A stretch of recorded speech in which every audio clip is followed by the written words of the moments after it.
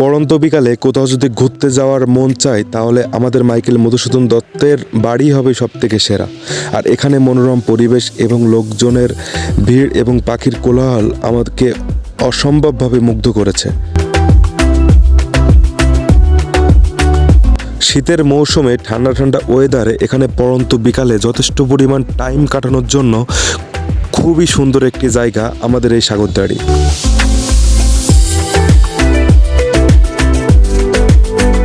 শুধু আমরাই না, এখানে আরও অনেকে এসেছিল এই সুন্দর মুহূর্তকে সঙ্গ দেওয়ার জন্য।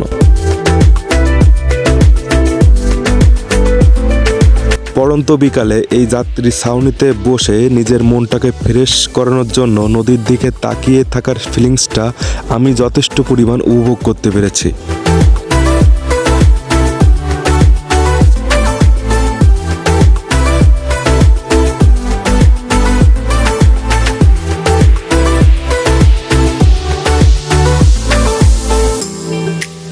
এখানে এলেই আরও একটি সুন্দর একটি দৃশ্য দেখতে পাবেন আর এবং উপভোগ করতে পারবেন এই ঢালাই দেওয়া বসার একটি স্থান। এখানে বসে সামনের কপোতাক্ষ নদটি দেখার মজা এবং ফিলিংসটা সম্পূর্ণ আমি উপভোগ করেছি এবং আপনারা আসলে অবশ্যই উপভোগ করতে পারবেন।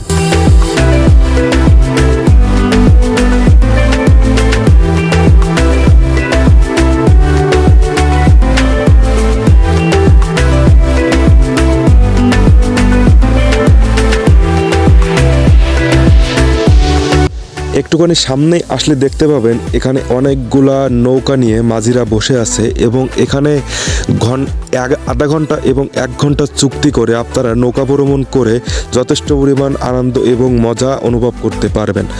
আধা ঘন্টার জন্য 200 থেকে 250 এবং 1 ঘন্টার জন্য 300 থেকে 350 টাকা এরা নিয়ে থাকে। আর এই গেট থেকে বের হলে দেখতে পাবেন একটি সুন্দর একটি রেস্টুরেন্ট, শ্বশুরবাড়ি। তো শ্বশুরবাড়ি ক্যাফেটা খুবই সুন্দর পরিবেশ এবং কফিটা খুবই সুন্দর। তো আজকে আমরা এখান থেকে চলে যাচ্ছি, বেশি একটা ভিডিও লং করলাম না।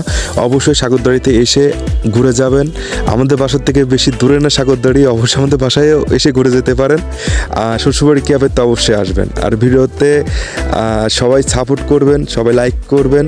আমিও যথেষ্ট সবাইকে সাপোর্ট করার চেষ্টা করি। সবাই ভালো থাকবেন। ধন্যবাদ সবাইকে।